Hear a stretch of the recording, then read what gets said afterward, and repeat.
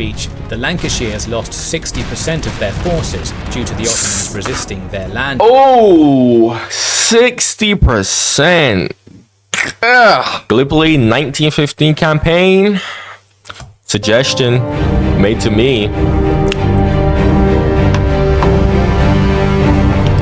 Can I skip this intro? Oh wait, no, never mind. It's actually gonna... The Great War of 1914 to 1918 is full of memorable campaigns and battles, but even amongst the most famous engagements, try and get rid the of that. campaign in the Gallipoli Peninsula shines through due to its unconventionality.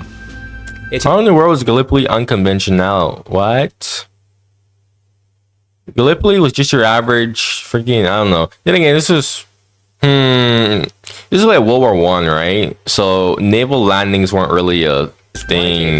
Well, that's not true. Naval landings were always a thing now that I think about it. Both sides showed exemplary bravery, and the Gallipoli campaign remains in history as a symbol of gallant warfare and respect between two worlds. Really? Gallipoli was actually that important? Really? I mean, I've heard of like some like honorable deeds that were done in Gallipoli, but what were the reasons for this campaign, and what happened during it? Let's find out together. We're very grateful to ExpressVPN. Sponsorship. I'm just gonna skip that. By the time of the start of the Great War, the Ottoman Empire was considered the sick man of Europe, on the decline for more than 2 centuries. Therefore, the Ottomans were not part of the core of either the Entente nor the Central Powers. Both sides courted the Turks, but a number of factors, including increasing investment by Germans in Turkey, historical animosity with the Russians, and the confiscation of 2 almost ready military ships ordered by the Ottoman Empire from Britain, persuaded the Ottomans to join the Central Powers. Wow! Ottomans got cut. Wow, and they paid for that too. They probably paid. Oh yeah, I would actually be mad if that was me. Ottoman participation in World War I began on the 27th of October 1914, when a number of Russian Black Sea ports were raided by 2 formerly German warships, Goeben and Breslau, which were given to the Ottomans and attacked under the Ottoman flag. Wait. Formerly German warships given to the Ottomans? Bro, Germany, you need these warships. You need these warships much more than the Ottomans needed those warships. Okay, like those warships could be put to much better use. The participation of the Ottoman Empire had a significant effect on World War I. Really? The Ottomans fought. The Ottomans got smoked so hard in World War I. How in the world could this have a significant impact? Forced Russia to divert some of its forces from its western borders fighting Germany and Austria-Hungary to the Caucasus front. Okay, that makes a lot of sense how that could have... Yeah, okay. But they got smoked by the Russians in the Caucasus, because I did a World War I reaction video a while ago. I don't even know how long ago that was. And I was actually shocked. I was stunned by how Russia was doing so well against the Ottomans. Actually, now that I think about it, Russia has a really good history of whooping the Ottoman Empire. Britain and France had to allocate troops to fight the Ottomans in the Middle East. Furthermore, the Ottoman Empire was blockading supplies. And they also got smoked in the Middle East. From Britain and France to Russia, since it controlled the Dardanelles and Bosporus. Okay, yeah, that's actually a big deal. Hope for a quick victory was like actually something significant. 1914. The Western Front was in a stalemate, and the Entente was looking to gain an advantage elsewhere. On January 2nd, 1915... Luxembourg? He has Luxembourg as independent? I thought Luxembourg was a part of Germany during World War I. The Grand Duke Nicholas of Russia requested that Britain help them against the Ottomans, who confronted the Russians in the Caucasus. Britain and France started planning a campaign against Turkey, with an aim to take control of the Dardanelles, gain a direct supply route to Russia, and devastate the Ottomans. The first step was to gain a foothold in the Gallipoli Peninsula. Britain's War Minister, Lord Kitchener, appointed General Sir Ian Hamilton to command the Mediterranean Expeditionary Forces. Troops from the Australian Imperial Force and New Zealand Expeditionary Force, the so-called ANZAC Corps, and the French Orient Expeditionary Corps were also part of the Gallipoli campaign, among the 15 Allied divisions in total. The Allies did not expect strong opposition from the Ottoman army, as its military reputation was particularly tarnished after the recent defeats to Italy and the Balkan states. Yeah, everyone forgets about the Balkan Wars. I remember the Balkan Wars because I always know the Balkan Wars as like the prelude to the freaking World War One, man. In fact, actually, many people would say that World War One, like, would also count as kind of another Balkan War. I've actually heard some people say that. First Lord of the Admiralty, Winston Churchill, was the initiator of the Gallipoli campaign, and he believed that 50,000 men would be enough to defeat the Ottomans. Bro, Churchill, this is literally the campaign that ruins Churchill. This literally ruined his career. Look at his face. Look at his face in that picture too. Oh, dude, Churchill is a cuck, bro. Now that I'm looking at his picture, Churchill is such a cuck. But I have more to say to that later. Lord Kitchener concluded that 70,000 troops would be necessary for a victory at Gallipoli. Leaders of the Greek army advised... I love these photos. These photos look so high quality and detailed the more that I look at them. Victory. This was arrogantly ignored by the British. Of course. Hamilton's plan was to land in the south. Let's think about Britain, bro. Britain at its peak. I'm not saying this to like all British people. No, not all British people. No. But like the super high class Brits, okay? Super high class Brits. Like they were snobby, like so snobby. It's just ridiculous, man. In fact, that's actually how the freaking iconic accent that everyone knows and love and a lot of people hate came about. Actually, it's because of them. Because the way how Americans speak is the way how freaking British / English people used to speak.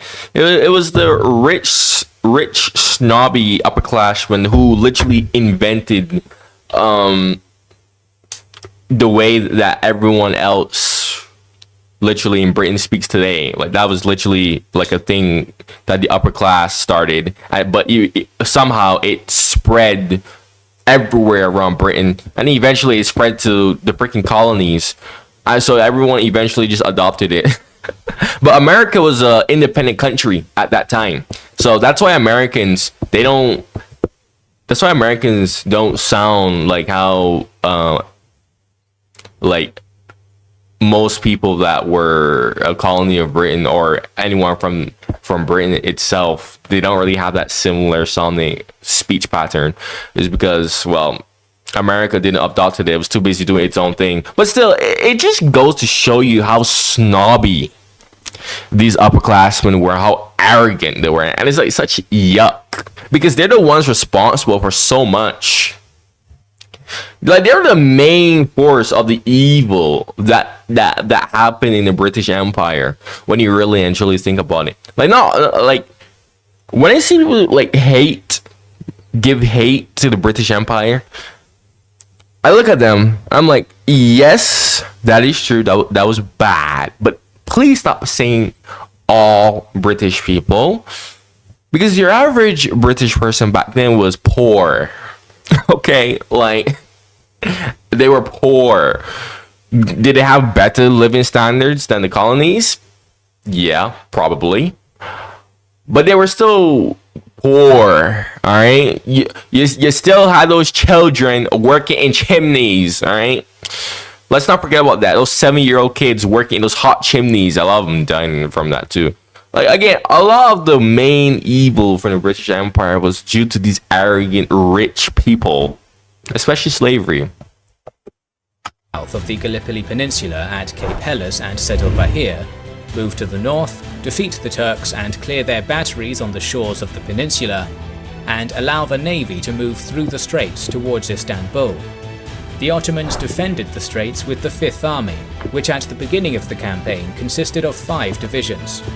In all, 16 divisions took part in the Gallipoli campaign on the Ottoman side. The Fifth Army was commanded by German General Liman von Sanders. Another prominent military commander in charge of the Ottoman defense was Lieutenant Colonel Mustafa Kemal, a future founding father of the Turkish Republic. Oh wow, didn't know that he participated in this. German commanders agreed that holding the high ground on the ridges of the peninsula was the best way to stop the Allies. They were unsure about the possible shores for the landing. Therefore, the Ottoman forces were divided into 3. Wait, so the Germans knew that the Allies were approaching? Wait, how? The 19th Division under Mustafa Kemal and the 9th Division were placed at Cape Helles. 2 divisions were at Bulgaria in the north of the peninsula, protecting communication lines. The rest were stationed inland as a reserve. A major part of the campaign was the naval attack planned by the Allies.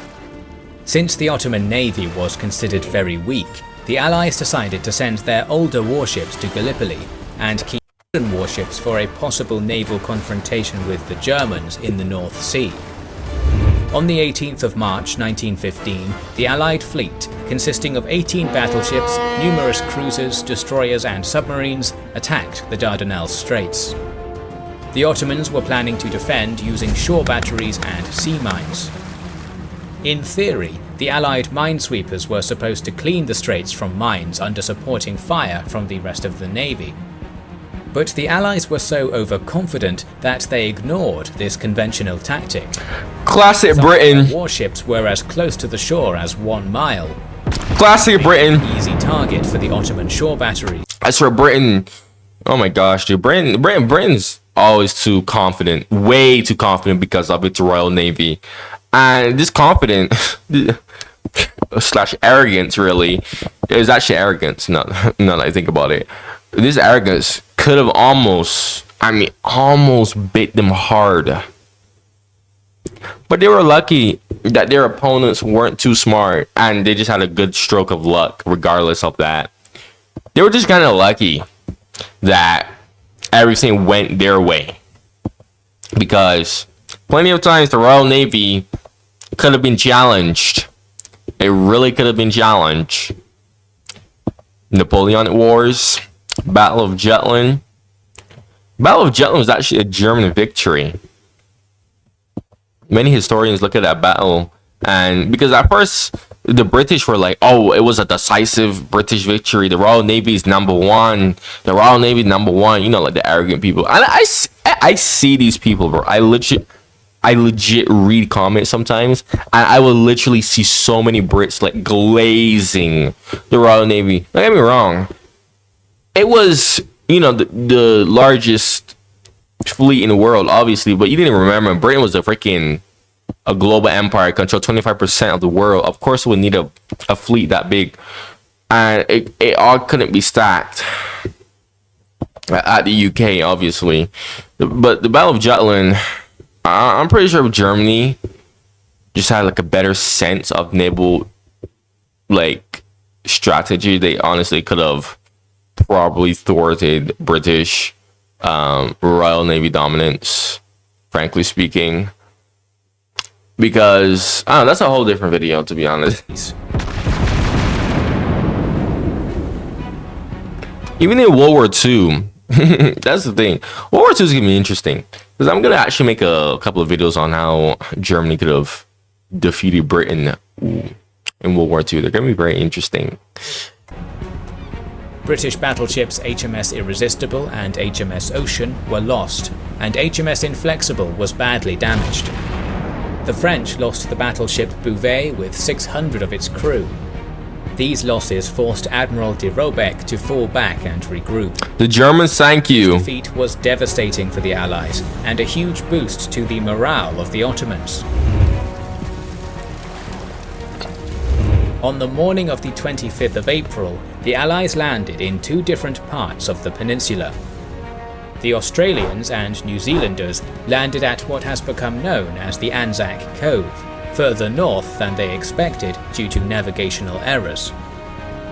The goal of this landing was to advance inland and secure higher ground on Sari Bayir and to cut off the Ottoman troops in Kilit Bahir. The Ottomans did not expect a landing there, therefore only 2 companies were defending this beach. While this force was not enough to stop the Anzacs, unfavourable rocky terrain and Ottoman forces on the high ground inflicted significant damage. Alright, Ottomans, I see you. The forces lost 2,000 men on the day of the landing and were not able to achieve any notable progress. They were ordered to dig in close to the shore. This terrain just looks bad. Like, I'm looking at this terrain and it's so bad.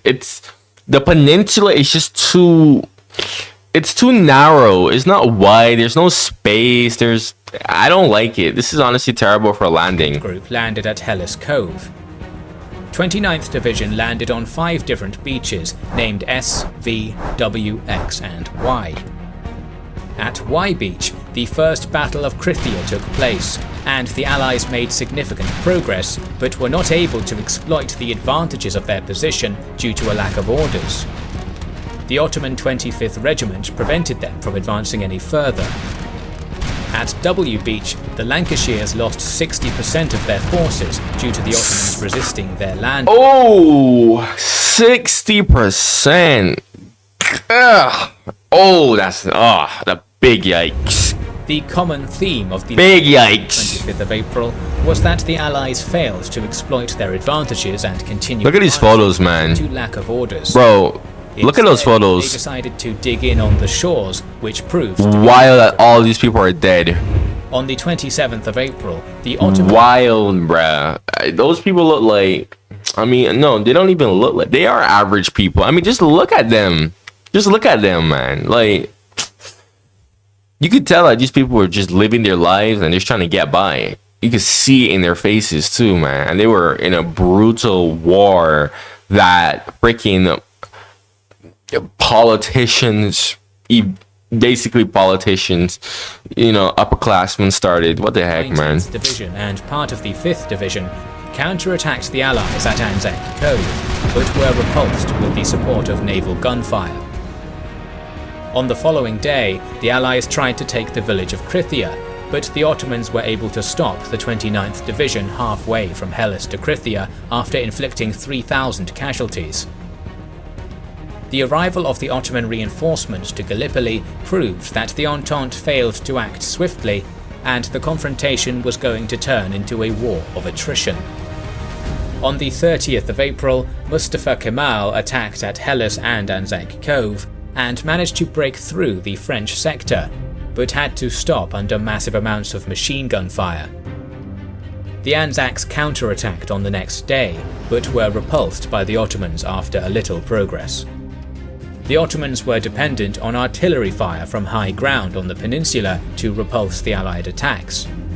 It was of utmost importance for the Allies to take control of these high grounds for the success of the Gallipoli campaign. On the 6th of May, 20,000 Allied men were sent to capture Krithia and the strategic high ground at Ashibaba. The Allies advanced after heavy artillery preparation, and for 2 days a fierce battle ensued, but they failed to capture either of the targets. On the 19th of May, 42,000 Ottoman troops aimed to take the 17,000 Anzacs by surprise and drive them into the sea. But the surprise failed, since on the previous day, the Ottoman preparations were seen by a British aircraft. Aircraft? How in the world can an aircraft get there? They didn't have aircraft carriers in freaking World War I. What? And this is 1915. 1915? Planes were a thing? In 1915? Am I tripping? Wait, when were planes like first used in World War I? When were planes? I think. Someone explain that to me. Went on until early June, when after 13,000 casualties, the Ottomans decreased the intensity of the attack and the lines consolidated. The final major engagement started on the 4th of June, when the Allies attacked Krithia and Ashibaba again with the 29th Division, Royal Naval Division, 42nd Division and 2 French divisions. This attack was stopped as well and led to another period of trench warfare. Hamilton's request for an additional 95,000 troops to secure success at Gallipoli was rejected. Obviously, an offensive on the Western Front was planned. Bulgaria's entry into the war on the side of the Central Powers made the situation for the Allies even more precarious. Wait a minute, why is Serbia not colored blue? The decision to evacuate troops was made. First, in September, 3 divisions were moved from Gallipoli to Salonika. Despite gloomy predictions, the Allies were able to safely evacuate the majority of their troops by the end of the year. Both sides lost 56,000 people in this short but bloody campaign. 56,000? This barely... 56,000... Okay, that was this was definitely a hard-fought campaign. I was not expecting those numbers. The Entente failed due to a lack of coordination, difficult terrain, insufficient planning, the spread of diseases, overconfidence, and spirited resistance by the Ottomans. That video was cool, with the Ottoman flag. Confidence of the Ottomans greatly increased, and they managed a victory in Kut al-Amara in 1916 against... Bro, the Ottomans still got smoked everywhere else. The British. The Ottomans still got smoked everywhere else, though. Lighten their military burden failed, which can be considered as one of the reasons behind the eventual revolution and the defeat of Russia. The revolution that ruined Russia. In the Western Front, despite bloody and indecisive trench warfare. Churchill resigned from the government and volunteered for active service as a lieutenant colonel on the Western Front. Alright, yeah, Churchill resigns. He eventually becomes a loser, right? Gallipoli campaign, Churchill becomes a loser, and you know, his career is basically over with, basically of some sort. In fact, it's probably because of Gallipoli that World War II began and that the British Empire eventually fell apart, because Churchill was just trying to get a better career, save skin, make everyone forget about his horrible disaster at Gallipoli, and he literally sacrificed the entire British Empire for it. I see a lot of people saying that, oh, World War II was necessary because we were fighting a natural evil, which was Germany. But Mr. Mustache Man of Germany, he didn't really care about Britain. He wanted Britain to keep her empire. So he only wanted to dominate Eastern Europe, frankly speaking. He didn't really care about Western Europe. But I don't know. From a British standpoint, you look at it like this, right? Would you rather A, have Germany dominate all of Europe, or B, let Germany dominate all of Europe, but you still keep your empire and you dominate the rest of the globe, basically? Or B, take Germany down with you, but you lose your empire, and eventually America dominates the whole world? Because that's literally what happened. People say that Britain sacrificed herself and her empire to defeat Germany in World War II, so that Germany could dominate everyone in Europe and eventually subjugate Britain and put her into a place of vassalization. But that's basically what happened in Britain after World War II. America basically did the same thing. America dominated the whole world instead of just one continent, and Britain's basically like an American vassal. So, if anything, yeah, Britain, honestly, like in hindsight, Britain should have just, yeah. Maybe I should make a video about that. The disaster in Gallipoli was also one of the factors behind the fall of the Asquith cabinet. The war continued for 3 more years. We are planning to continue our series on modern warfare, so make sure you are subscribed. Whoa, we're at the end. All right, I'm just gonna make this quick because I had to re-record this. That's crazy, I know. Bro, the first time I recorded this, I actually had less things to say. When I actually rewatched this video and I actually paid a little bit more attention, I actually had a lot more things to say than I realized. Anyways, if you made it here, you know the drill.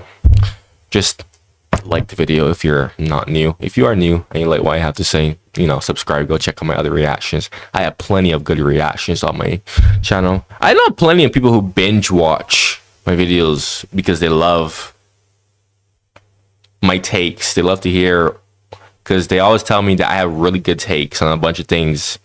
Like, I get a lot of praise for that. I had someone tell me that I'm probably like one of the best reaction like type of channels right now, because I don't just like stare at a freaking screen. I actually give like proper takes on stuff, and I'm very open-minded. So yeah, that's actually quite cool. Anyways, thank you for watching, man, and goodbye.